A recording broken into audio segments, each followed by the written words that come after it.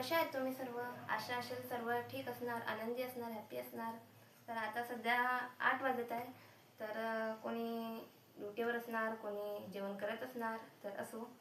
तर हा 2 मिनिटाचा व्हिडिओ बनवण्यात येत आहे की मला खूप कमेंट्स यायचे फेसबुक अकाउंटवर, व्हॉट्सअप मेसेज, पुन्हा इंस्टाग्राम, फेसबुक, यूट्यूब. माझं मेन म्हणजे यूट्यूब चॅनल आहे हर्षदा लाईफ म्हणून.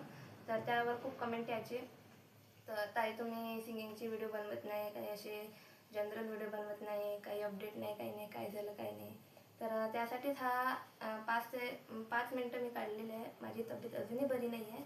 तर ॲक्च्युली ना काय सांगायचं म्हणजे मला 2 ते 3 महिने जानेवारी म्हणजे डिसेंबरपासून थोडी माझी हेल्थ नव्हती बरोबर, तब्येत नव्हती बरोबर. त्यामुळे मी काही व्हिडिओ बनवू शकले नाही, लक्षच नव्हतं माझं. त्यानंतर जानेवारी आला. जानेवारीमध्ये तर खूप सिरियस कंडिशन होती माझी.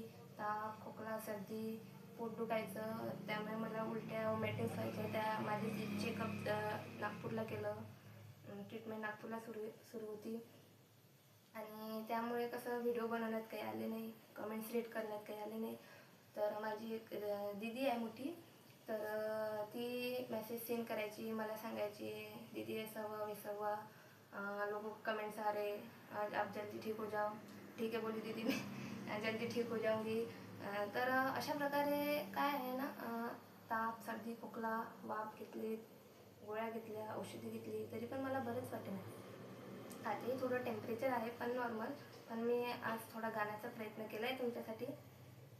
तर ठीक असो. तर ही माझी छोटीशी बातमी होती, अपडेट होती.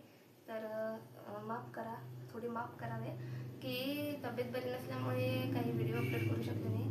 आणि आज पण मी दवाखान्यात चेकअप करायला गेली होती सकाळी. आणि मला आहे ना 10 ते 20 दिवस कोर्स करायचा आहे तो दवाखान्याचा. त्यामुळे थोडंसं बी पेशन्स की तुम्ही थोडे म्हणजे वेट करा की व्हिडिओ कधी येईन. जास्त रिप्लाय कमेंट्स करू नका. आताच अपडेट दिली आहे मी तुम्हाला. तर असो.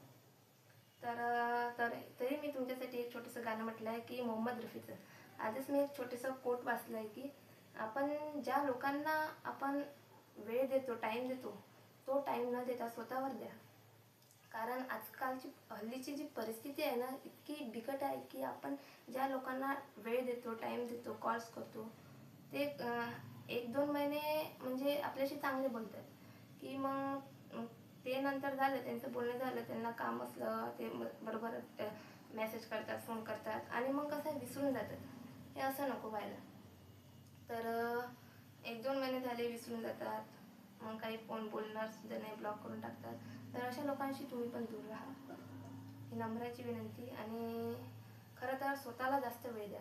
आजकालच्या परिस्थितीत ज्यांना आपण प्रेम करतो, ज्यांना आपण वेळ देतो कामापुरता वगैरे, ते न देता स्वतःला द्या आणि स्वतःची जिंदगी सेव्ह करा.